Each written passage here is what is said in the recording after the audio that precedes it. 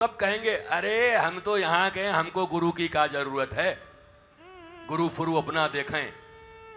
और अर्जुन तो बेचारा कह रहा है कि तुम भगवान हो, हमारे ममेरे फुफेरे भाई भी हो, हमारे फास्ट फ्रेंड भी हो, और हमारे साला भी बन गए हो, तब बहु काम नहीं चल रहा है। बोला कब काम चलेगा? बोला शिष्यस्ते हम साधिमाम त्वाम प्रपन्नम, मैं तुम्हारा शिष्य, आप मेरे गुरु, तब बात बनेगी। कृष्णम वंदे जगत गुरुम।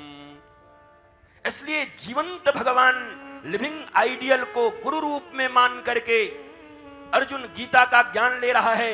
और इसलिए हनुमान चालीसा भी ये कह रहा है, जय जय जय हनुमान गुसाई, कृपा करहूं गुरुदेव की नाई। इसलिए दशरथ जी के ऊपर जब कुछ भी हो रहा है तो गुरु गृह गयऊ तुरंत महिपाला। ये कहेंगे ये दाऊ दयाल का कथा करने आया है कि गुरु का कथा करने आया है? तो कोई दाऊ दयाल नहीं मिलेंगे आपको। गुरु विहीनों को तो अभी ध्रुव जा रहे हैं, भगवान ने कहा देख ध्रुव 5 वर्ष का बच्चा है, जा रहा है तपस्या करेगा, मैं मिलने वाला हूं नहीं। बोला क्यों? नारद जी ने कहा, बोला निगुराए जाओ जाओ, उसके कानों में कुछ ऐसे मंत्र दे दो, कुछ ऐसी विधियां बता दो कि छोटा बालक है, जल्दी हमको प्राप्त कर ले। अब सुनो, लोग कहते हैं गुरु करो जान के, लेकिन ध्रुव गुरु प्राप्त करने नहीं निकले हैं। ध्रुव निकले हैं अपनी मैया के कहने से हरि को प्राप्त करने के लिए। लेकिन जब हरि के प्रति तुम्हारे हृदय में लालसा हो तो गुरु खोजने की जरूरत नहीं, गुरु तुम्हारे द्वार पर आके खड़ा हो जाएगा। रास्ते में नारद खड़े हो गए। अब खड़ा होकर बोला रुक जा, कहां जा रहा है? ओम नमो भगवते वासुदेवाय। अरे मंत्र ही दे देंगे अभी, रुक रुक रुक। अरे हम सोचे मंत्र दे दिए लगातार, अभी तो मिलाने दीजिए महाराज। तो ध्रुव और नारद जी की मुलाकात होती है। नारद जी ने कहा कहां जा रहा है, क्या कर रहा है? छोटा लड़का है, लड़ाई हो गई है, झगड़ा हो गया है। अच्छा तेरा बाप मेरा चेला है, चिंता मत कर, चल मैं सुलह करवा देता हूं। उत्तानपाद मेरा चेला है, चल मैं चलता हूं तुझे लेकर के। गद्दी चाहिए वो भी मामला बना दूंगा, गोद चाहिए वो भी मामला बना दूंगा। ध्रुव ने कहा कि हे महाराज, अब जब रास्ते पर निकल गए तो लौटाओ मत, प्रभु के रास्ते में निकल गए लौटाओ मत। सब बातचीत हो गई। और कहा तू कहां जाएगा? हिंसक पशु हैं, सांप हैं, पता नहीं कौन कौन आवे, ये खा जाएगा। अरे जल्दी भाग, शेर आया शेर आया शेर आया। नारद जी कह के खुद पेड़ पे चढ़ने लगे और ध्रुव चुपचाप खड़ा है। अरे तुम्हें डरना लग रहा है? बोला नारद जी, उस व्यक्ति को तो भगवान का भक्ति और धर्म के मार्ग पर चलने का अधिकार भी नहीं है जो किसी भय से भयभीत हो। मैं भयभीत हूं तो हरि को पाऊंगा कैसे? इसलिए चुपचाप खड़ा हूं महाराज, जो आना यहीं आ जाए, शेर फेर देख लेते हैं। तो इन नारद जी को कहा, नारद जी अब बहुत बकबक हो गया, अगर आपके गुरुत्व में कोई कमी ना आए और मैं उम्र हमारी ज्यादा कम न हो तो क्या कोई मंत्र दे दोगे जिससे हरि जल्दी मिल जाएंगे? अगर गुरुत्व में कमी ना आए तब, ऐसा न हो 5 वर्ष के बच्चा बुच्ची को हम थोड़ी दीक्षा देते हैं, हम बड़े बड़े राजाओं को दीक्षा देते हैं, अगर महाराज थोड़ी बहुत कृपा हो तो दे दो। और नारद जी ने गले लगा दिया कि तेरे जैसा शिष्य मुझे मिलेगा भी कहां। और वो लेकर के महाराज कानों में ओम नमो भगवते वासुदेवाय,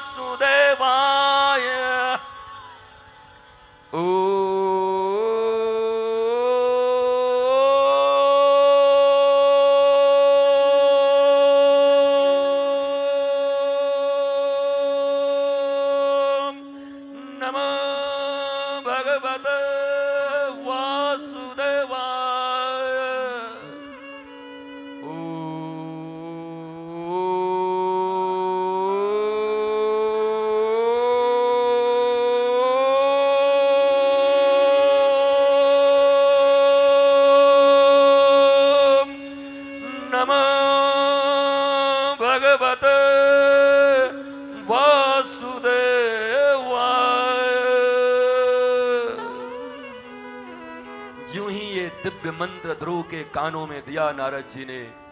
और अब गुरुदेव का आशीर्वाद लेकर और गुरुदेव से विधान लेकर 6 महीने में जो तपस्या करी ध्रुव ने, जो तपस्या करी, और उस तपस्या के उपरांत क्या हुआ?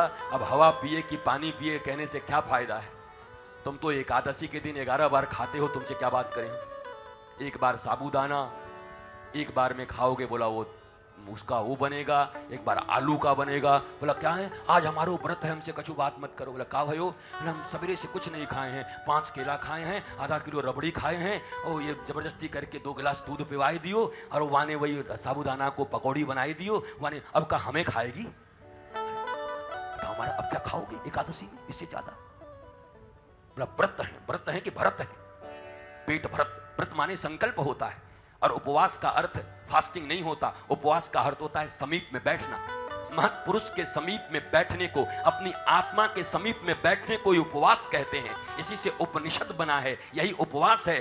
शब्दों को जानना होगा, शब्दों को समझना होगा। विकृत कर दिया हम लोगों ने, और उसी विकृति को ढोते चल रहे हैं, और भारत के बड़े बड़े हम विद्वान बने हुए हैं जबरदस्ती के। इसका प्रतिपादन करिए, पहले उपवास बताइए लोगों को। फास्टिंग को उपवास कहते हैं। उपवास, उपधनवास। अपने आत्मा के करीब जब आप बैठते हो किसी समय चिंतन में, या ऐसे श्रेष्ठ महापुरुष के समीप बैठे हो, अपने गुरुदेव किसी ऋषि के समीप, उसको कहते हैं उपवास हुआ। उप मुख्यमंत्री, डेपुटी सीएम, वो भी उप यहां है। उपवास, डेपुटीवास, समीपवास। सीएम के करीब कौन है? डेपुटी है ना। सीएम अगर थोड़ा इधर उधर हुए तो फिर डेपुटी। तो उप माने समीप, वास मतलब नियरेस्ट। नियरेस्ट, आत्मा के नियरेस्ट बैठने की कला को उपवास कहते हैं महाराज। फास्टिंग को थोड़े उपवास कहते हैं, खाली पेट रहने को। ये खा लिया, वो खा लिया, 3 घड़ी ये रह लिया, वो केवल क्या। अब साबूदाना तो मतलब ऐसे ही मत खाया करो। साबूदाना तो अद्भुत चीज है। साबूदाना कभी बनते हुए देखे हो? वो साबूदाना वाले भले ही हमारे विरुद्ध में हो जाए, कभी देखा है आपने साबूदाना बनते हुए? देख लेना जाके। वो जिससे बनाया जाता है 15 दिन पहले सड़ाया जाता है, और मैंने अपने आंखों से देखा महाराज, इसलिए बताई देता हूं। उसमें ऐसे ऐसे कीड़े लगे, कीड़े तक हमने देखे। वो फैक्ट्री में बन के आती है, वो डायरेक्ट प्रोडक्ट नहीं है वो साबूदाना। और भी बहुत सारी चीजों खाया करो। तो एकादशी का तो अर्थ ही है, एकादशी मैंने आज लाओ।